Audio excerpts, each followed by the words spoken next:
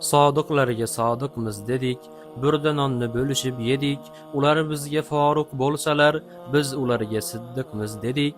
Lek xoinga xoin emasmiz, biz ham sizga xoin demasmiz.